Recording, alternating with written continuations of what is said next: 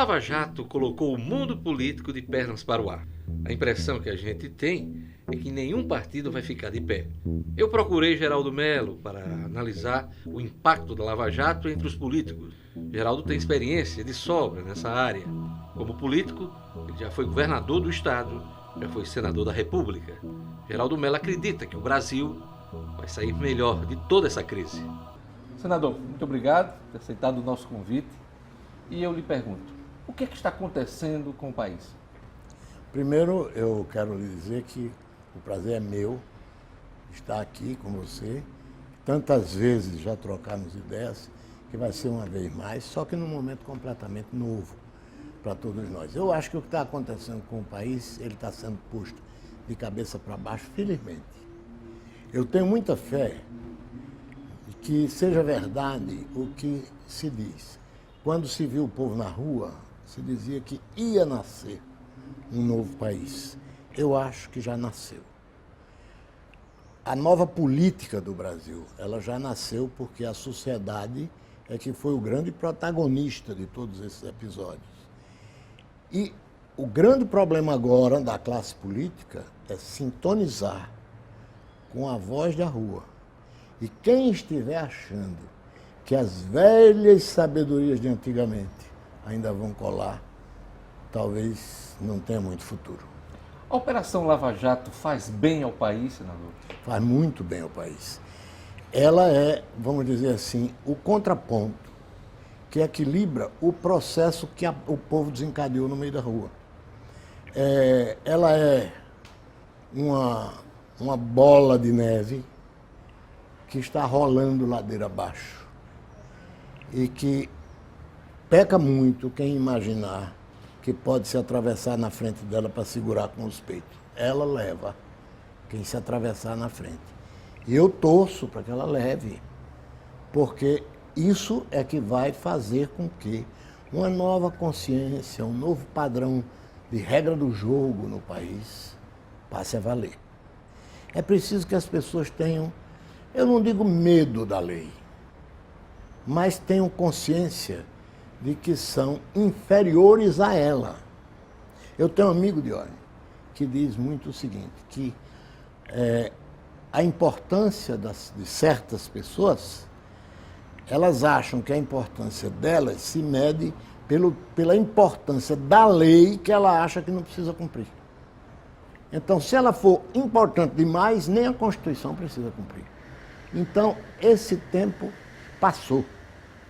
E eu espero que eu espero ainda estar vivo por algum tempo para ver o Brasil funcionar dentro das novas regras. Há quem defenda, depois de tantas fases, de tantas operações, que a Lava Jato se prepare para um desfecho. O que é que o senhor acha disso? Olha, eu acho que aquilo não é uma novela. Aquilo é um processo, com uma multidão de inquéritos. Cada inquérito desse é uma história, cada inquérito desse tem o seu próprio desfecho. Então, eu não acho que aquilo seja uma coisa que tem um maestro que está organizando para montar o fim, o epílogo, o grande final. Não. Eu acho que aquilo são procedimentos que estão em marcha, cada um deles vai andando, os julgamentos vão sendo feitos, os recursos vão sendo interpostos, vão sendo confirmados ou não, e é assim que eu vejo que a Lava Jato vai acontecer. Agora, eu acho que ela vai fazer nascer um novo ambiente em que mude a postura do Estado, mude a postura dos políticos e mude a nossa. Porque nós, cidadãos, nós também, eu conheço muita gente que mete o cacete no político, mas é um profissional liberal que na hora que você vai lá, ele quer saber se você quer recibo ou não. Porque se você não quiser recibo, ele não paga o imposto de renda. Ele está roubando o país tanto quanto esses políticos que metem a mão lá. O cidadão que sabe que isso não é permitido, ele quer parar, só sabe parar na porta do lugar para onde ele vai. Se tem um carro estacionado, ele para em fila dupla. Se isso não é permitido, e essas pessoas, quando saem do Brasil, não desobedecem à lei do outro país, mas acham que é daqui para desobedecer. Então, eu acho que tem que mudar a visão e a postura, o paradigma que estão subordinados: políticos, governo e cidadãos. O Partido dos Trabalhadores já apanhou muito na Lava Jato, mas o PMDB, seu partido agora, virou alvo. Nenhum partido importante vai ficar de pé, senador? Eu acho que não, porque essa doença da corrupção, ela é uma doença como um câncer que está por toda parte. E é claro que não tem o partido de fulano, de cicrano, o de fulano vai escapar, o de cicrano nós vamos lascar. Não. Agora, há umas coisas que precisam ser ditas claramente. Eu já estou numa idade que não preciso mais de dizer as coisas com muita conveniência. Em todos os partidos vão encontrar corrupto. Agora, não vão encontrar uma coleção do tamanho da que se encontrou dentro do PT. Não vão encontrar nenhum partido que tenha 3 presidentes condenados por corrupção, 2 tesoureiros condenados com novas condenações a caminho, não sei quantos ministros, ex-ministros, enfim. Ali o rebanho ali é grande, caprichado. Agora, tem um ponto sobre esse negócio de PMDB que eu acho que é preciso ser destacado. Pessoas do PMDB, ministros de Temer, podem estar sendo acusados disso e daquilo.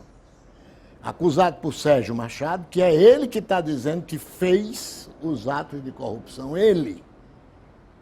Agora, observe uma coisa, todos esses atos de corrupção a que ele se refere foram praticados nos governos de Lula ou Dilma. Porque antes de Lula, ele não era presidente de Transpetro, nem era presidente de coisa nenhuma. Senador, mas isso não isenta e não dá permissão a ninguém cometer malfeitos, e a cúpula do PMDB está sob suspeita. É verdade, a cúpula do PMDB está sob suspeita, mas não pode surpreender a ninguém.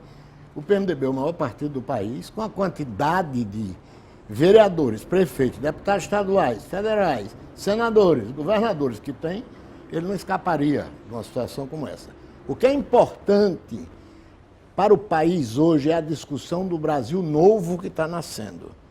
E tudo isso que está sendo dito sobre corrupção, tudo isso, seja qual for o partido dos corruptos ou dos simples suspeitos, muitos dos quais vão ser isentados, absolvidos, porque muitos deles serão inocentes, mas, independente disso, é que nenhum desses malfeitos aconteceu no governo de Temer.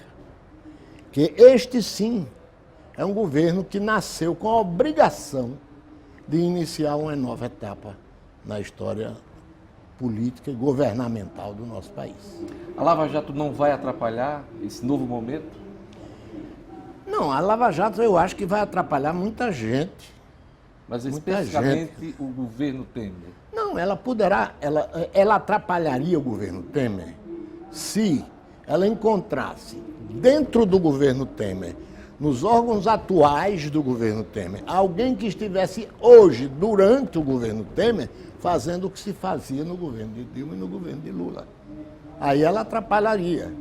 Mas se o governo Temer está isento desse tipo de conduta e de pecado, que haja lá dentro pessoas que não estão, muito bem, na hora que se descobriu, como nós estamos vendo, na hora que se descobriu, saiu. Até quem, como o nosso conterrâneo Henrique, que foi citado como suspeito de alguma coisa, disse, então eu vou sair, para que ninguém fique pensando que eu estou usando o governo para livrar a cara. Mas então, pessoas dentro do governo Temer que forem envolvidas em suspeitas e saírem, suspeito de ter feito alguma coisa errada no governo de Dilma ou no governo de Lula, essas pessoas não têm como elas contaminarem o governo de Temer. Mesmo acusações diretas ao presidente interino? A acusação indireta ao presidente interino é a única que surgiu. Direta, né? Direta ao presidente Temer. A única que surgiu Eu digo, eu sou insuspeito porque eu conheço muito Sérgio Machado, fomos colegas no Senado. Sempre fui amigo dele, hoje em dia tive uma enorme decepção com a conduta dele. Agora, o seguinte, ele está dizendo que Temer pediu alguma coisa em favor da campanha de alguém em São Paulo. Chalita, do Gabriel Chalita. Sim. Primeiro, se ele pediu, né? Ele pediu porque o presidente nacional do PMDB estava pedindo em todas as portas a quem pudesse ajudar. Segundo, é que eu não sei se aquilo quer dizer um ato de corrupção de Temer. Acho que não. Acho que não. Eu, na minha vida, no passado, eu bati em muitas portas pedindo a pessoas, a empresas, a empresários, que ajudassem em campanhas políticas. E nunca... E durmo hoje em paz, porque já me chamaram de todo mundo, de antipático, feio, pedante, pernóstico, prepotente, arrogante, todo mundo. Agora, ladrão ninguém chamou, até hoje. Então, corrupção não entrou na minha vida. Então, por isso, eu acho que no caso de Temer, interessa muito jogar lama nele. E até agora não estão conseguindo. E se vão jogar lama nele, eu acho que é preciso chegar com a lama e as provas. O financiamento das campanhas eleitorais está na origem de quase a totalidade dos escândalos políticos. Como escapar desse círculo vicioso e, por que não dizer, criminoso? Criminoso, deve dizer. Eu acho que a única maneira de escapar é mudar as regras desse jogo. Você joga um jogo em que as regras são essas. Não vamos falar só dos políticos. Vamos falar também do cinismo com que muita gente censura aquilo que só não faz se não puder. Então, eu acho que a maneira de se encarar essa nova realidade é primeiro criar essa nova realidade no Brasil. Quando o Brasil sair desse capítulo e nós tivermos fundado uma sociedade voltada para os cidadãos, uma sociedade que restabeleça certas características essenciais do povo brasileiro. Olha, Deus, você se lembra? Nós somos de um povo que era conhecido pelo seu bom humor, pela sua alegria, mas um povo sem preconceito. O Brasil é a terra da mulata, da morena, do moreno, do mestiço.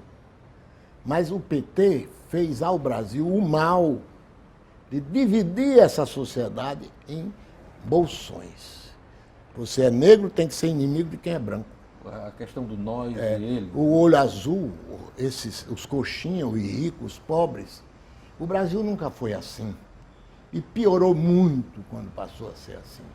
Então, na hora que nós criarmos um sistema em que o governo se coloque a serviço do cidadão e não olhe mais para o cidadão como o senhor olha para o seu súdito, em que o governo tenha consciência de que ele é um empregado muito caro do povo brasileiro. Quando ele começar a agir assim, aí nós vamos ter um outro país. Geraldo fala sobre os desafios de Michel Temer.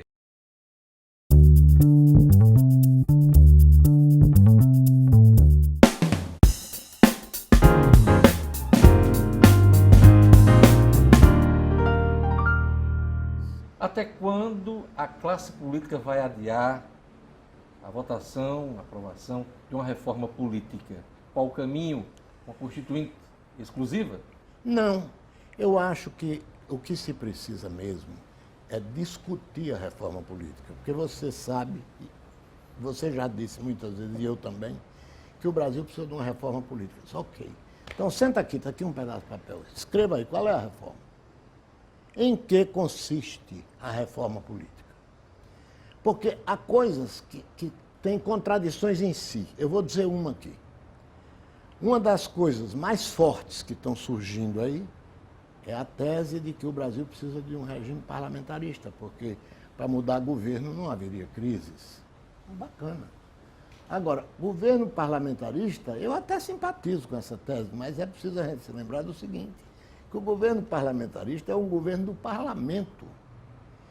Esse parlamento, esse Congresso, em quem o povo brasileiro não acredita para nada. Então, nós precisamos, primeiro, fazer com que o povo possa acreditar no seu Congresso, onde tem muita gente séria e muita gente boa. Eu estive lá 8 anos e me orgulho de ter estado. Mas, quando se fala em parlamentarismo, é bom não esquecer que nós estamos falando em entregar o governo a uma instituição que talvez seja a mais desacreditada do país hoje. Então, o que eu estou querendo dizer com isso é que eu acho que realmente o esquema, a estrutura a estrutura política do Brasil, a organização política da sociedade brasileira precisa mudar, modernizar-se. Agora, é preciso a gente saber que diabo de mudança é essa num papel. Vamos mudar para fazer isto, isto e isto. Que até agora, você mesmo disse, quando é que o Congresso vai desengavetar a reforma? E cadê a reforma para desengavetar? Então, ela não está feita. A arquitetura da nova solução ainda não existe. E o Brasil precisa ter interesse neste assunto. Porque essas são coisas, é uma coisa curiosa. Você que está nos ouvindo poderá até discordar de mim, mas a gente fala muito na necessidade de debater, de ouvir a população, mas não se admire se você começar a discutir esse tipo de assunto numa sala, que metade do povo que está na sala adormeça. Porque esse assunto é um assuntozinho meio chato para você gastar massa cinzenta com ele. Mas está na hora de se levar essas coisas a sério. O impeachment do presidente Dilma era necessário? Eu acho que o impeachment era não só necessário, era uma imposição. A presidente Dilma foi uma experiência que fracassou. Eu acho que quando ela se tranca dentro do quarto dela, até ela sabe que ela não podia ser presidente da República. Ela depois é uma pessoa sem amigos, porque se ela tivesse bons amigos por perto, não deixavam essa senhora falar tanto. Porque quanto mais ela fala, pior fica. Né? Ela não podiam ter deixado ela inventar a mulher sapiens, nem você armazenar o vento, nem aquela história da mandioca. Enfim, se nós não temos meta, mas quando a gente atingir a meta, a gente dobra a meta. É um negócio formidável. Então, ela não tinha... Isso aí é apenas a expressão do despreparo. Da pessoa que... Ela pode ter muitas virtudes, eu não sei, eu não a conheço pessoalmente. Agora, como presidente, ela não tem nenhum dos atributos que um presidente precisa ter. Nem os avanços sociais escapam destes governos do Partido dos Trabalhadores? Olha, vamos por partes. Avanços sociais houve. Alguns foram avanços sociais que o governo imaginou, que executou bem ou mal. Outros foram avanços sociais que já tinham sido iniciados antes dele. Fala tanto nessa Bolsa Família, que nada mais é do que a reunião do que no governo Fernando Henrique Cardoso se chamava Rede de Proteção Social. Tinha Bolsa Escola, Bolsa não sei o quê, Bolsa não sei o que lá. Ele juntou tudo na Bolsa Família. Então, a ideia não é dele e eu não posso negar isso. Agora, nego que isso tenha sido bem feito, que não foi. Qual é o grande desafio do presidente Michel Temer? Vamos começar por um desafio parecido, que alguém já teve. Temer é um vice-presidente que assume, ele não tem prestígio popular. O povo foi para a rua para tirar Dilma, mas não dizia fora Dilma e Temer para dentro, não, fora Dilma. E entra quem? Quem a Constituição mandar. Agora, eu espero que ele seja como Itamar foi. Itamar foi nada espetacular, mas ele entrou sem os aplausos, os braços levantados e o calor das multidões. Ele entrou convencido de uma determinada tarefa. e cumpriu.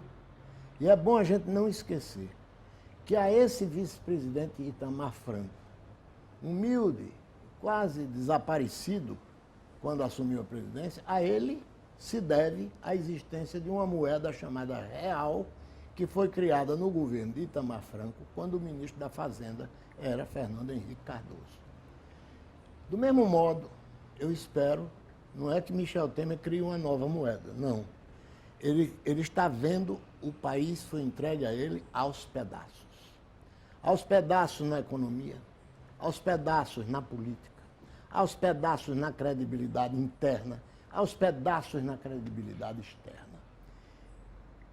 Nós, como povo, como nação, como sociedade, despedaçados, contaminados por todas as sementes de ódio com que se jogaram dentro da sociedade para nos dividir. Eu acho que a grande tarefa dele vai ser a de cicatrizar todas essas feridas e permitir que a sociedade brasileira se transforme de novo no povo brasileiro, em que nós, negros, morenos, cafusos, louros, de olhos azuis ou não, sejamos todos um povo só, pensando no futuro do país. E acho que é o que ele nos legará isto.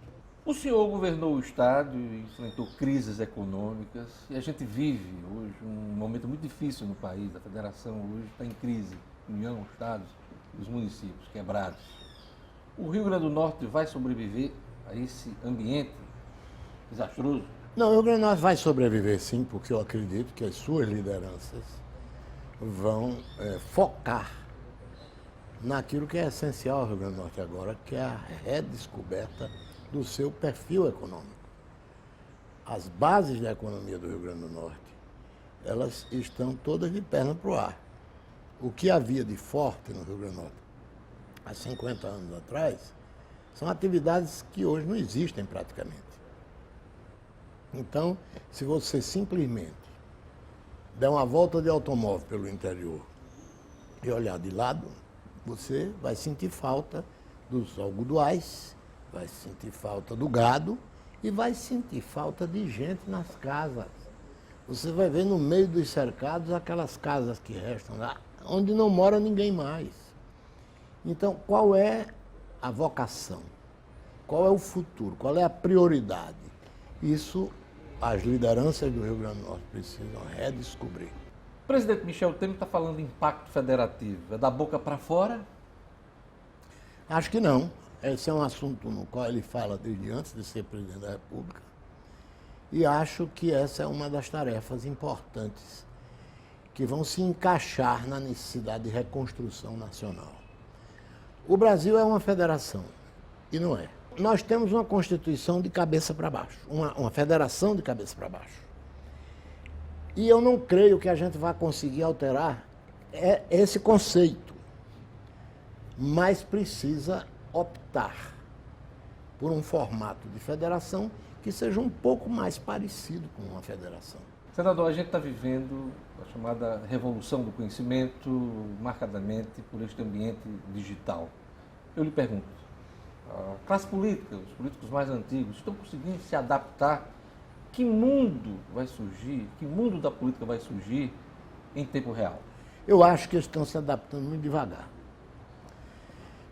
São outros protagonistas que estão trazendo a força da nova realidade para dentro do processo político. Como você viu agora, nos acontecimentos dos últimos 2 anos, a força das redes sociais. Mas essa força das redes sociais não foi desencadeada a partir da classe política. As redes sociais se articularam, a sociedade se articulou por intermédio delas e criou uma força solta no meio do mundo que a classe política teve que baixar a cabeça. Mas você se lembre que quando a sociedade estava na rua clamando por impeachment, a classe política estava querendo discutir ainda se é, se não é, se pode, se não pode. Dentro do PSDB, por exemplo, grandes líderes políticos que poderiam e deveriam, naquela hora, ter tomado uma decisão política, viraram juristas. Foram discutir se era legal, se não era legal. Se o consultor dele está dizendo que é ilegal, troque de consultor. Como você troca de advogado. Um processo na justiça tem um advogado sim, outro não. Então, a sua decisão política é assim, você pegue a assessoria que viabilize tecnicamente isso. Então, enfim, eu acho que a classe política precisa ainda descobrir o que a nova realidade, as decisões, os processos em tempo real, o que isso representa. E pode crer, Diógenes, nesse assunto nós estamos apenas começando. Verdade. E era preciso que a classe política tivesse agora um desconfiômetro ligado. Desconfiar de que ela precisa se ajustar a essa realidade. Porque essa realidade é maior do que as lembranças que a classe política transporta.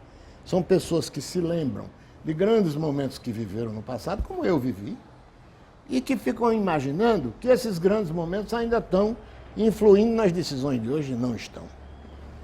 É sempre bom conversar com o Geraldo Mello. Muito obrigado pela entrevista. Eu que agradeço a você, Diógenes. Estava com saudade de um papo desse.